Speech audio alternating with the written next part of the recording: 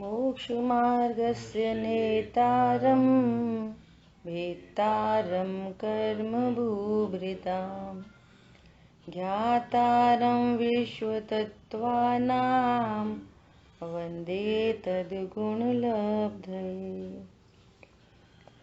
तत्वार्थ सूत जी ग्रंथ अध्याय 1 का पहला परिशिष्ट और इसके 20 नंबर पॉइंट पर अपनी चर्चा चल रही थी, जहाँ प्रश्न आया कि देव शास्त्र गुरु की श्रद्धा ये सम्यक दर्शन है या नहीं।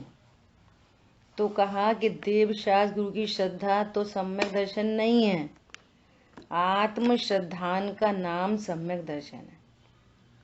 एक बात। फिर दूसरी बात आई कि जो व्यवहार सम्यक दर्शन है वो निश्चय सम्यक दर्शन का कारण है कि नहीं। तो उसके दो आंसर आए। क्या? कि जो व्यवहार सम्यक दर्शन है, जिस जीव को तत्वार्थ श्रद्धा नहीं है तो वो तो उसका व्यवहार भी नहीं है, व्यवहाराभास कहा। और निश्चय सम्यक दर्शन प्रकट होने पर वो व्यवहार सम्यक दर्शन कहलाता है। ऐसा फिर अपन ने चर्चा की इसमें व्यवहाराभास में कि विधि कैसे बनेगी। तो इसको पूर्वचर व्यवहार कहा। यदि किसी जीव को देव शास्त्र गुरु की श्रद्धा न हो, छेद्रव सात तत्व की श्रद्धा न हो, तो वो आत्म श्रद्धान कर नहीं सकता। इसलिए उसको क्या कहा? पूर्वचर व्यवहार। जैसे सम्यक दर्शन के नाम से बात चल रही है, घटित तो तीनों ही पर्याय होंगी, है ना। ऐसा देखो, जहाँ शास्त्र में व्यवहार सम्यक दर्शन को निश्चय सम्यक दर्शन का कारण कहा भी है, तो तीसरी बात क्या आई कि वो अभाव रूप कारण होता है। व्यवहार सम्यक दर्शन, जो ज्ञान में व्यवहार श्रद्धा चल रही है, व्यवहार ज्ञान चल रहा है, जो चारित्र की परिणति में उन ऊपर लक्ष्य से राग उत्पन्न हो रहा है, उस राग का अभाव होते हुए वीतरागता प्रकट होगी।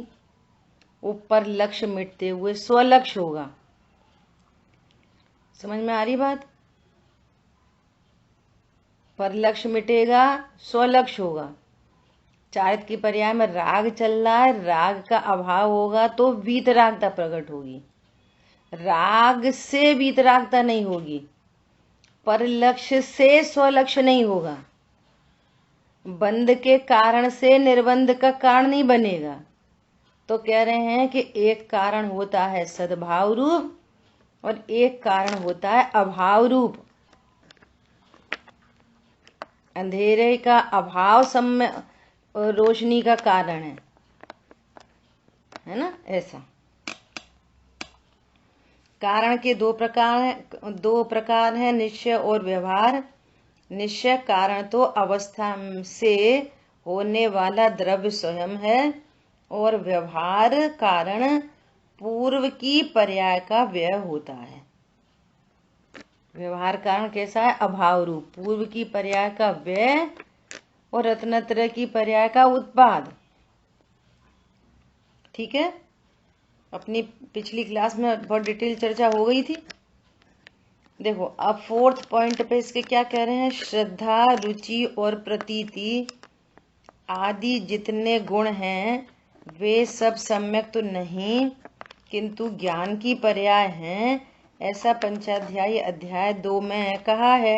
इसका क्या कारण है? उत्तर: जब आत्मा जीवादि 7 तत्वों का विचार करता है तब उसके ज्ञान में राग से भेद होता है, इसलिए वे ज्ञान की पर्याय हैं और वे सम्यक नहीं हैं, ऐसा कहा। 7 तत्व और न पदार्थों का निर्विकल्प ज्ञान निश्चय सम्यक दर्शन सहित का ज्ञान है। देखो, ये कथन है बहुत सारे, अपन पहले पढ़ लेते हैं। परंतु वास्तव में ज्ञान भी सही है, यही है कि जैसे को तैसा जानना, और सम्यक तो भी यही है कि जैसे का तैसा श्रद्धान करना। ज्ञान किसे कहेंगे? सच्चा ज्ञान।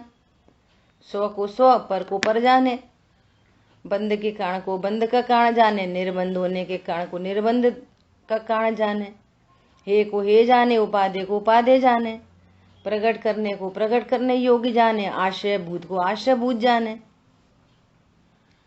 ऐसा है ना। और ऐसा ही ज्यों का त्यों श्रद्धान करना, ये सम्यक दर्शन है, ऐसा कह रहे हैं।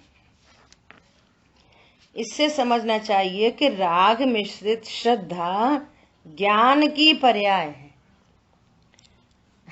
देखो क्या कह रहे हैं, कैसा कहते हैं ना कि ऐसा ज्ञान होना, तो ऐसा विश्वास। ये थोड़ी टेक्निकल बात है, मूषा प्रकाशक जी में भी ये वाली बात आई है। श्रद्धा प्रधान ज्ञान, ज्ञान प्रधान श्रद्धान, ये सब कथन की बातें होती हैं। ये कथन है अनेक प्रकार के। कैसे कि जैसे ज्ञान अभी तत्व निर्णय की भूमिका में है। यह मान लो जिसको तत्व ज्ञान भी हो गया, सम्यक दर्शन प्रकट हो गया, है ना। अब ज्ञान स्व पर का उसमें भेद ज्ञान चल रहा है, तो श्रद्धा में स्व पर का भेद ज्ञान नहीं होता। श्रद्धा का विषय स्व पर है ही नहीं। अब ज्ञान में 7 तत्व का ज्ञान चल रहा है, लेकिन श्रद्धा में क्या चला रहेगा? वो तो मैं पना शरीर से है ना, तो मैं तो श्रद्धा का बोल होता है मैं, उसको यही विश्वास है मैं शरीर हूं। इधर 7 तत्व का ज्ञान चलता रहेगा। ज्ञान में क्या चलता रहेगा? देवशास्त्र का ज्ञान, 6 द्रव्य 7 तत्व का ज्ञान, 100 पर का भेद ज्ञान। श्रद्धा अपन ऐसा बोलेंगे, देवशास्त्र गुरु का ज्ञान, देवशास्त्र गुरु का विश्वास। तो ये ज्ञान का ही कथन है वास्तव में। पॉइंट समझ में आ रहा किसी को? देवशास्त्र गुरु का ज्ञान हो रहा है, और श्रद्धा का बोल क्या है? श्रद्धा का बोल इतना होता है, यह मैं हूं। श्रद्धा का बोल क्या है? मैं स्त्री हूं, और देवशास्त्र गुरु का ज्ञान। अब स्व पर का ज्ञान में भेद ज्ञान हुआ, और ज्ञान में ये निर्णय हुआ कि नहीं मैं तो आत्मा हूं, और श्रद्धा में यश आया कि मैं आत्मा हूं। श्रद्धा के 2 ही बोल होते हैं, या तो मैं शरीर और या तो मैं आत्मा। इसके अलावा श्रद्धा में कुछ होता ही नहीं। जो ये कहा जाता है ना कि देवशास्त्र गुरु का श्रद्धान, ये सब ज्ञान की तरफ के ही वचन है। ये सारी बातें ज्ञान की तरफ की ही हैं सब। श्रद्धा में क्या चल रहा? मैं तो शरीर, मैं स्त्री हूं, और देवशास्त्र गुरु का ज्ञान है, 7 तत्वों का ज्ञान है, 100 पर का भेद ज्ञान चल रहा। और श्रद्धा में क्या चल रहा? मैं स्त्री हूं।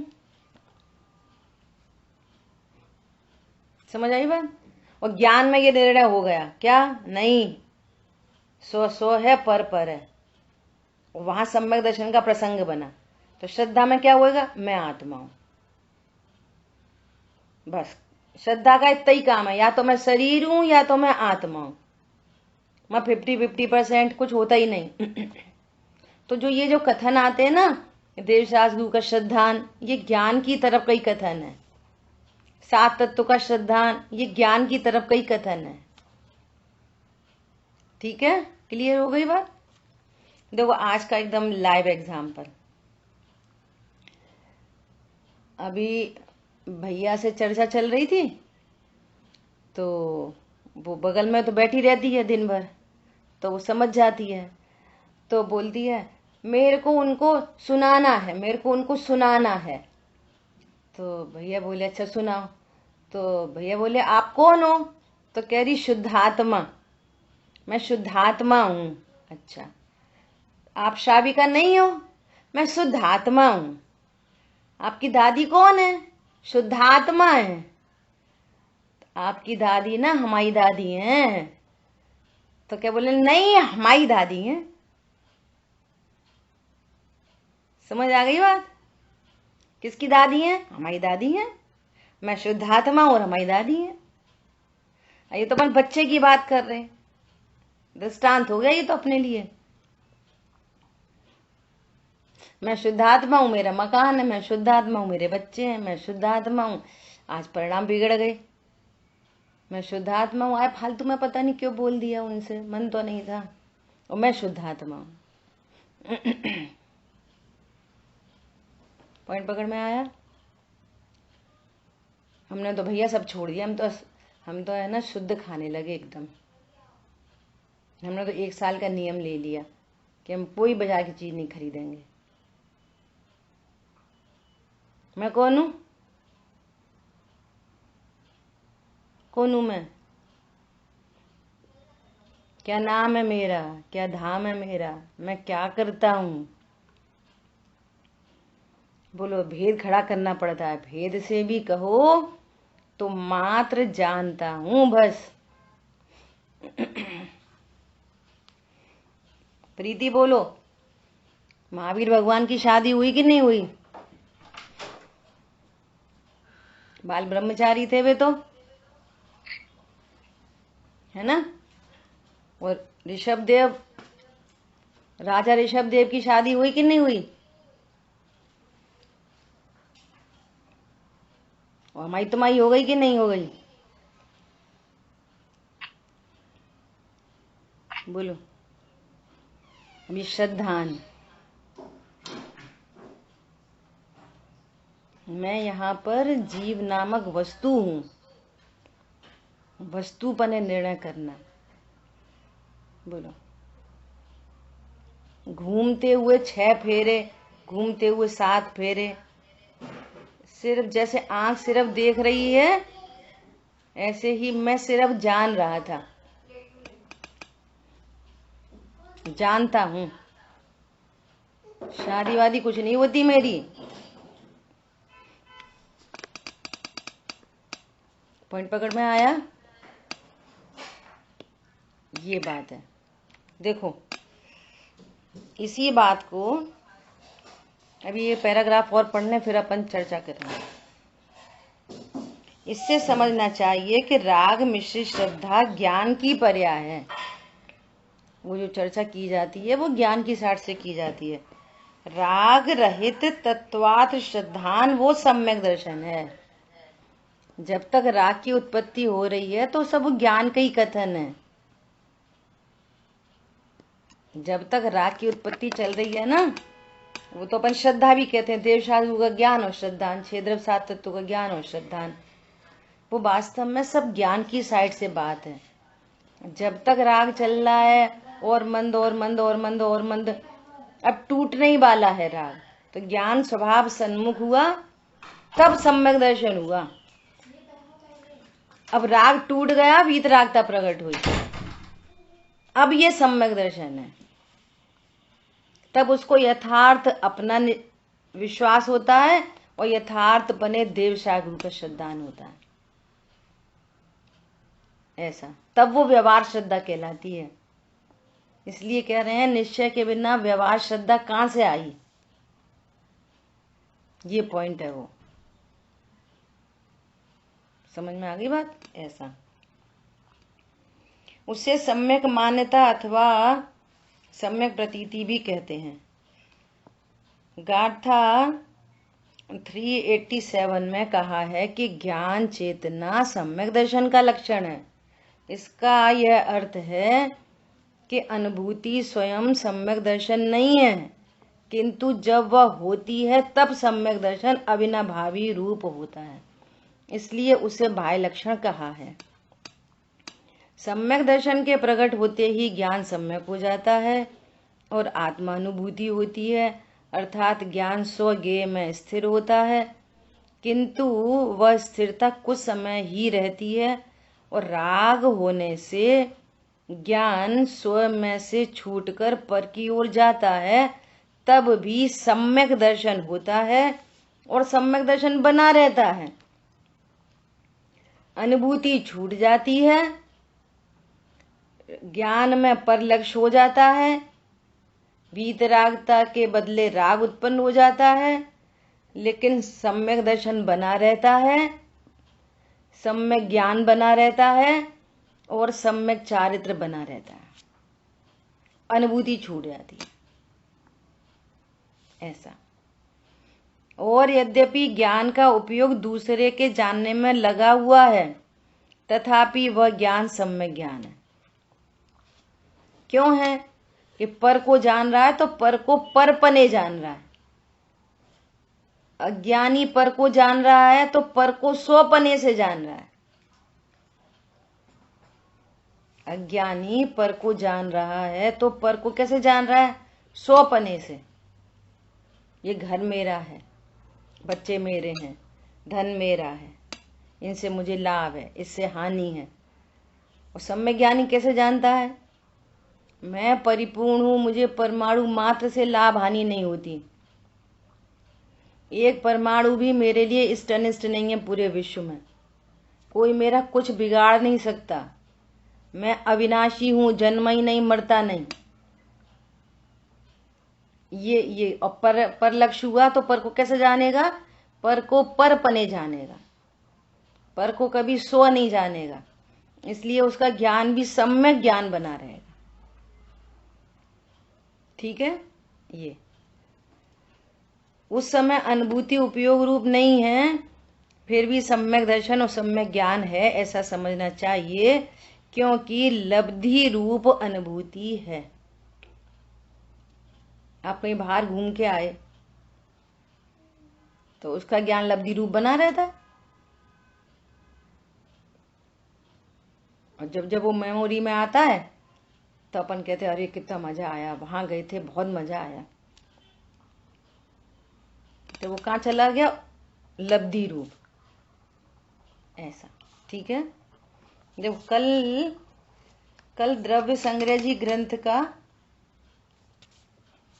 हम लोग स्वाध्याय करे शाम को यूएस वाली क्लास में।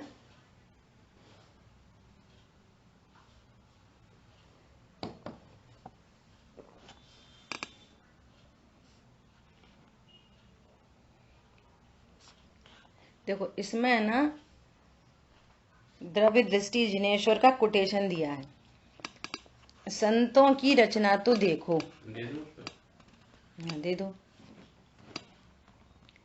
लोग तो ऐसा मानते हैं कि बाह्य में फेरफार कर दें और बाह्य संयोग साधन जुटाकर उनमें से सुख प्राप्त कर लें, किंतु भाई तेरा सुख संयोगों में नहीं।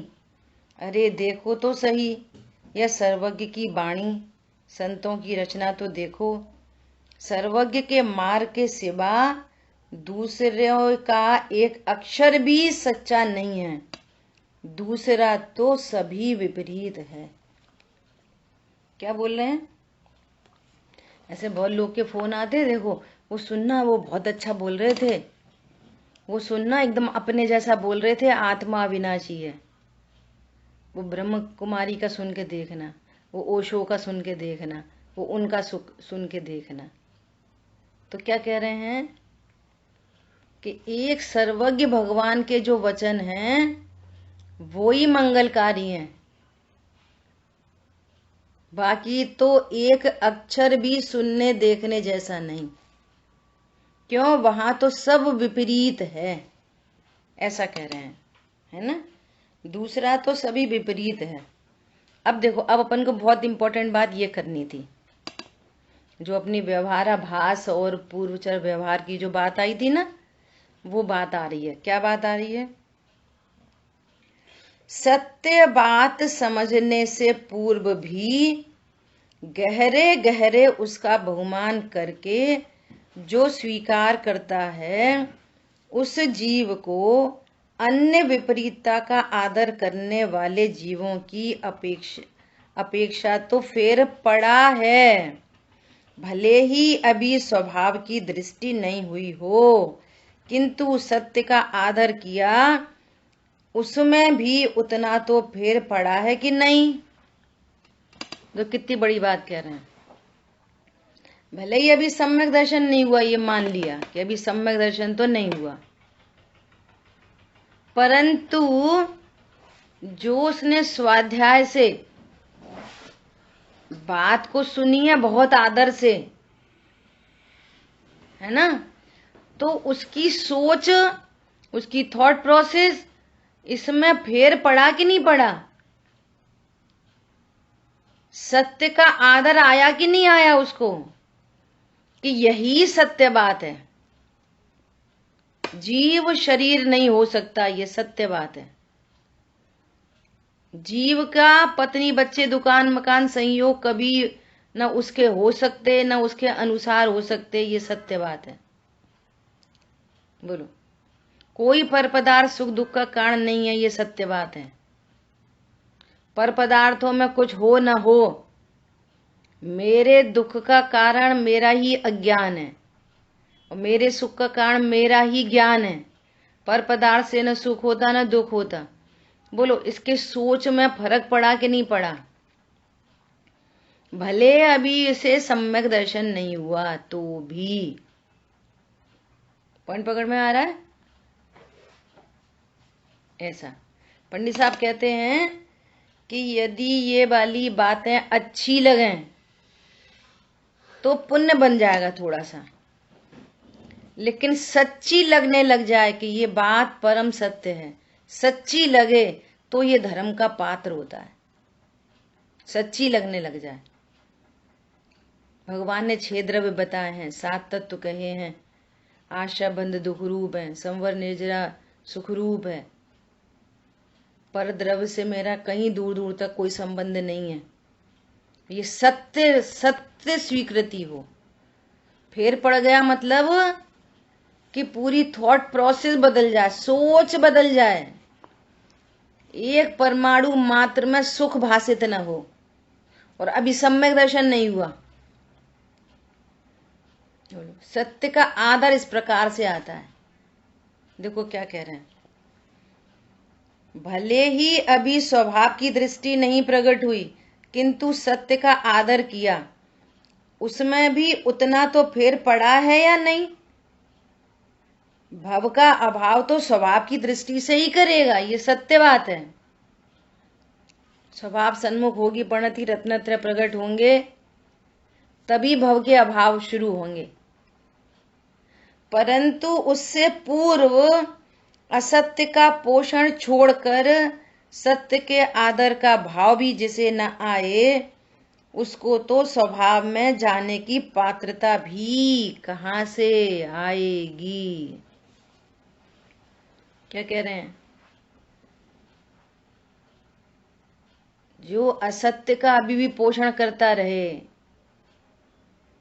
अपने को भगवान आत्मा न जाने, अपने को देह से ही जान रहा है, जैसे अपन ने अभी बच्चे का एग्जाम्पल लिया, और असत्य का ही पोषण करता रहे और सत्य का आदर नहीं आए परिणामों में, धन ही सर्वोपरि जिसे दिखता हो, धन की हानि अपनी हानि, शरीर की हानि अपनी हानि, यहां तो कह रहे हैं अध्यात्म में परिणामों की हानि भी मेरी हानि नहीं।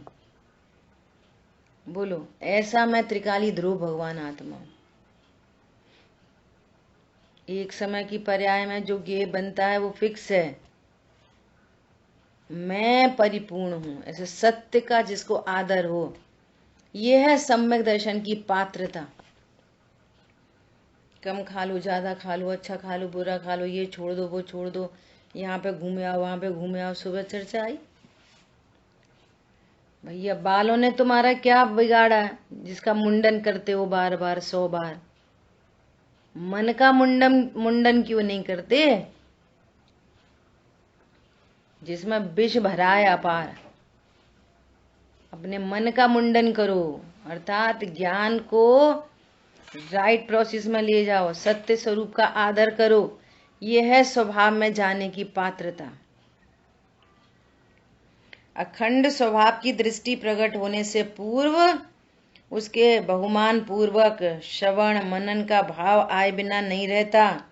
सत्य को स्वीकार करके उसका आदर भाव भी जो न करे, उसे तो अंतर स्वभाव की दृष्टि प्रकट करने का अवसर भी नहीं आता। ये पूर्वचर व्यवहार देखो, ऐसा होता है पूर्वचर व्यवहार। और उसको व्यवहाराभास क्यों कह रहे हैं? आगे बढ़ाने के लिए। कि परमार्थ प्रकट होगा, आत्म श्रद्धा होगी, तब उसको सच्ची श्रद्धा आएगी देवशास्त्र गुरु की, ऐसा। लेकिन विधि ऐसे ही बनेगी, ठीक है। देखो प्रश्न नंबर 5, सम्यक दर्शन का एक लक्षण ज्ञान चेतना है, क्या यह ठीक है? ज्ञान चेतना के साथ सम्यक दर्शन अविनाभावी होता ही है, इसलिए वह व्यवहार अथवा बाह्य लक्षण है। अब देखो यहाँ पर वापस व्यवहार कह दिया। व्यवहार के अनेकों रूप हैं, सद्भूत व्यवहार, असद्भूत व्यवहार, उपचरित, अनुपचरित और पराश्रित सो व्यवहार, पर की पर्याय को अपनी कहना सो व्यवहार, अपनी पर्याय दूसरे कारण होती है ये व्यवहार। ऐसे अनेक स्वरूप हैं व्यवहार के। तो यहाँ पर क्या व्यवहार हो गया कि कहना तो है सम्यक दर्शन को, और सम्यक दर्शन को बता रहे हैं ज्ञान की तरफ से, तो ये हो गया पराश्रित। कथन करना था श्रद्धा का और कर रहे हैं उसका कथन ज्ञान से, तो ये व्यवहार हो गया। इसको क्या बोलते हैं? पराश्रितो व्यवहार है। उस एंगल से यहाँ पर व्यवहार कह रहे हैं। अथवा बाह्य लक्षण है कि सम्यक दर्शन डायरेक्ट जानने में नहीं आएगा, ज्ञान में अनुभूति हुई, ज्ञान स्वभाव सन्मुख हुआ, अतीन्द्रिय आनंद प्रकट हो गया, तो ये ज्ञान और चारित्र की पर्याय सम्यक दर्शन को प्रसिद्ध करेंगी, ऐसा। और तीनों होंगी एक साथ, तो ये हुआ तो वो हुआ, वो हुआ तो वो भी हुआ, ऐसा। अनुभूति का नाम चेतना है, क्या यह ठीक है? देखो अनुभूति के बारे में बहुत बातें चलती हैं। ज्ञान की स्थिरता अर्थात शुद्धोपयोग, अनुभूति को उपयोग रूप ज्ञान चेतना कहा जाता है। अब देखो अनुभूति की बात कितनी तरह से की जाती है। एक तो ज्ञान स्वभाव सन्मुख हो तो इसको अनुभूति कहते हैं। दूसरी बात, चारित्र की परिणति में जो आनंद प्रकट हुआ उसको भी आनंदानुभूति कहते हैं। ज्ञान में ज्ञान की अनुभूति, ज्ञानानुभूति को भी आत्मानुभूति कहते हैं। तो यहाँ पर क्या बोल रहे हैं? ज्ञान की स्थिरता, तो स्थिरता चार्ट की पर्याय में होती है कि ज्ञान की पर्याय में होती है? तो भेद करेंगे तो भेद से जहाँ जो कार्य हो रहा है वो बात की जाती है, और अभेदने से ऐसा बोले ज्ञान भी तो स्वभाव सन्मुख हुआ और टिका ना वहां, तो ज्ञान की स्थिरता, ज्ञान स्थिर हुआ तो चार की पर्याय भी स्थिर हुई है, और उस समय अतीन्द्रिय आनंद भी आया है, तो उसको शुद्धोपयोग भी कहते हैं, और चारित्र की पर्याय से उसको शुद्धोपयोग कहते हैं। या फिर ऐसा कहो कि ज्ञान स्वभाव सन्मुख हुआ तो चार की पर्याय में शुद्धता प्रकट हुई। तो ये सब आपस में अविनाभावी होने से इनके अनेक अनेक नाम हैं। और अगर अपन ऐसे समझें ज्ञान, श्रद्धा, चारित्र, तो ये तीनों से डिफरेंट इस बात को समझा जा सकता है। यदि सम्यक्त्व का विषय सभी के एक सा है तो फिर सम्यक दर्शन के औपशमिक, छायोपशमिक और छायक ऐसे भेद क्यों किए गए हैं? अपनी पहले चर्चा हो गई। दर्शन मोहिनी कर्म के अनुभाग बंध की अपेक्षा से वे भेद नहीं हैं, किंतु स्थिति बंध की अपेक्षा से हैं। उनके कारण में उनमें आत्मा की मान्यता में तो कोई अंतर नहीं। ये जो नाम पढ़ रहे हैं वो नाम पढ़ रहे हैं कर्म के उपशम छह उपशम से, लेकिन उस श्रद्धा की पर्याय में उसकी मान्यता में कोई अंतर नहीं।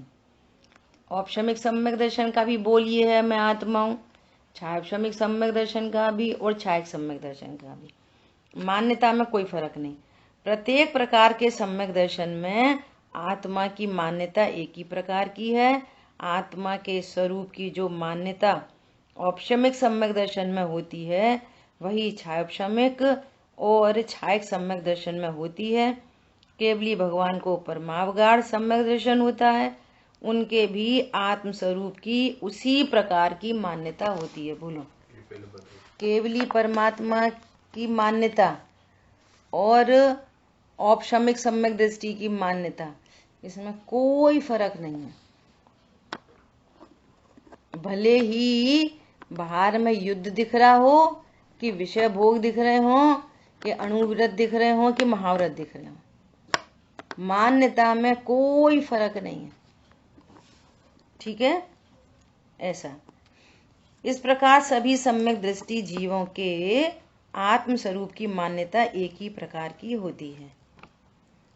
अब ज्ञान चेतना के विधान में अंतर क्यों है? 21 नंबर का पॉइंट आ रहा है कि ज्ञान चेतना के विधान में अंतर क्यों है। इसकी चर्चा करने से पूर्व जो 20 नंबर में जो भी अपनी चर्चा हुई, बहुत सारा विषय आया। अगर इससे रिलेटेड किसी को प्रश्न है तो पूछ सकते हैं। व्यवहार सम्यक दर्शन, निश्चय सम्यक दर्शन, है ना, वो व्यवहार आभास के पूर्वचर व्यवहार, अनेक अनेक अपेक्षाओं के कथन हैं, तो उनको उनकी अपेक्षाओं से समझना चाहिए। अपेक्षा समझ जाते हैं तो फिर कोई क्लैशिंग नहीं होती, और अपेक्षा नहीं समझते तो फिर विरोध आता है।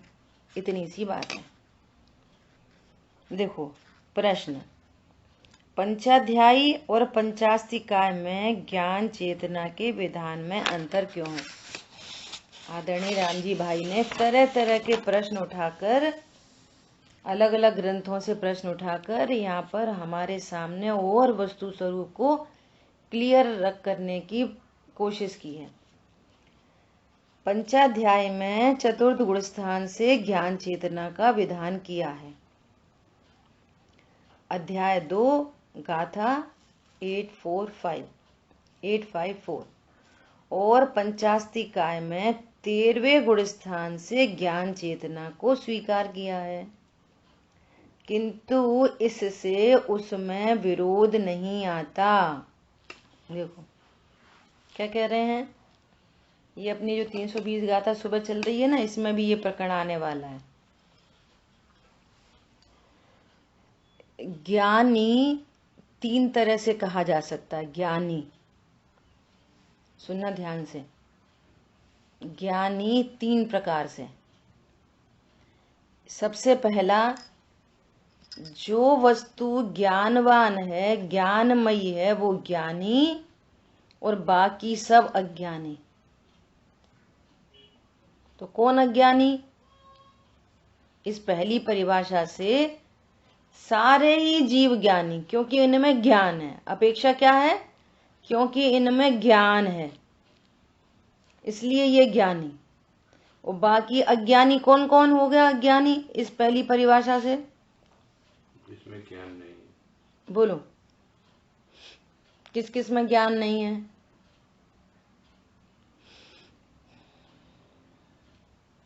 शेष 5 ग्रुपों में। आवाज आ रही नहीं सभी को? बोलो, हाँ बोलिए बोलिए। जीव को छोड़ के सभी अज्ञानी है। हाँ, नाम बोलो उनके। पुद्गल, धर्म, अधर्म, आकाश, काल। हाँ, ऐसा पुद्गल, धर्म, अधर्म, आकाश, काल, ये अज्ञानी, अर्थात ये ज्ञान से शून्य होने से अज्ञानी। और प्रत्येक जीव, चाहे निगोदिया हो चाहे सिद्ध भगवान हो, सब ज्ञान वाले हैं। ये पहली परिभाषा।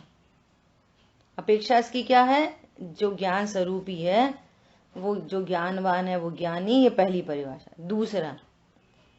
दूसरा ज्ञानी किसको कहते हैं? कि जो अपने को आत्मा जाने, वो ज्ञानी, और बाकी सब मिथ्या दृष्टि जीव अज्ञानी।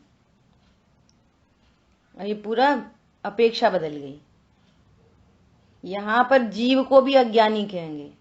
जो अपने को ज्ञान स्वरूप ही नहीं जानता, अपने को भगवान आत्मा नहीं जानता, वे सब कौन है? पहले गुण स्थान वर्ती, सब अज्ञानी। वो ज्ञानी कौन? अकेला, जिसने अपने को भगवान आत्मा जाना है। तो वो 4थे, 5वें, 6वें, 7वें, 8वें, 9वें, 10वें, 12वें, 13वें, 14वें, सब ज्ञानी इस दूसरे पॉइंट में। और तीसरे पॉइंट में कौन? तीसरे पॉइंट में कौन जिसकी यहां बात चल रही है?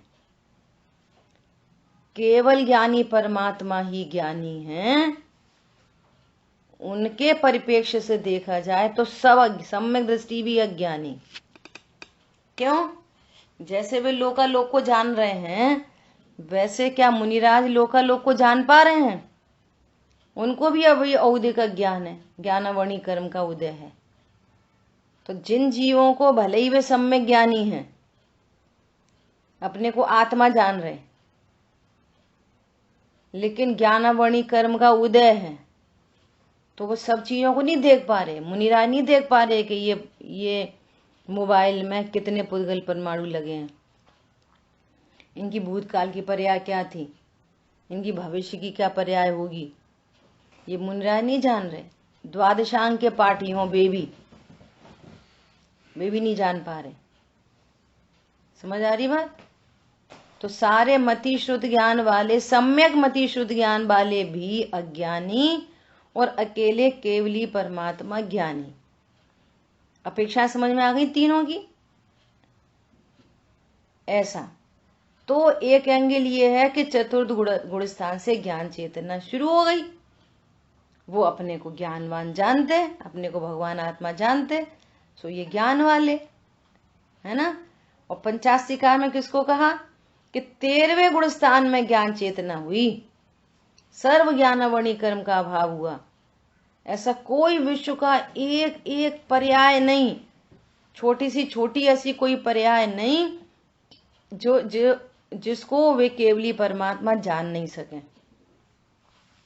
तो एक वो उस एंगल से वहां पर ज्ञान चेतना कही, किंतु उसमें विरोध नहीं आता। सम्यक दर्शन जीव के शुभाशुभ भावों का स्वामित्व नहीं है। इस अपेक्षा से पंचाध्यायी में चतुर्थ गुण स्थान में ज्ञान चेतना कही। और भगवान श्री कुंद आचार्य देव ने छायोपशम्यक भावों में कर्म निमित्त होता है, इस अपेक्षा से नीचे के गुण स्थानों में उसे स्वीकार नहीं किया। दोनों कथन विवेक्षाधीन होने से सत्य हैं। इसकी अपेक्षा दूसरी है, उसकी अपेक्षा दूसरी है। पॉइंट समझ में आया? ऐसा विरोध नहीं होता। एक अपेक्षा यदि कोई और कही जा रही है तो पूर्व की अपेक्षा उसको क्रॉस नहीं करती, उसको काटती नहीं है। ये जिन शासन की विशेषता है। घरों में झंझट इसलिए, अरे तुम तो बहुत बेकार हो, तो जिस अपेक्षा से बेकार कह रहे हैं वो सुधार कर लो बस। तो वो बेकार करने से कि पूरा थोड़ी बेकार हो जाता है। जो अच्छा ही है सो अच्छा ही है। जिस अपेक्षा से बेकार कहा उसमें सुधार की गुंजाइश है, उसमें सुधार कर लो, तो उस अपेक्षा से भी अच्छे हो गए। अज्ञानी पर्याय को ही संपूर्ण स्वरूप मानता है, बस ये समस्या है। ठीक है। 22वां पॉइंट आ रहा है कि इस संबंध में विचारणीय नव विषय। अब नया विषय अपन नए दिन को पढ़ेंगे, अभी अपन विराम लेते हैं। कोई प्रश्न है तो पूछ सकते हैं। ठीक है। हाँ, बस जो ये पूछना था, जो आपने पहले 3 प्रकार के ज्ञानी बताए, उसमें जो सबसे पहला पॉइंट है उसमें सामान्य चेतना की अपेक्षा बात करी गई है। हाँ, जिसमें ज्ञान है वो ज्ञानी है, बस सामान्य चेतना कह सकते हैं। मैं 3 अपेक्षा। ये जो तीसरी अपेक्षा बताई, केवल ज्ञानी परमात्मा ही ज्ञानी है, इसको थोड़ा सा समझा।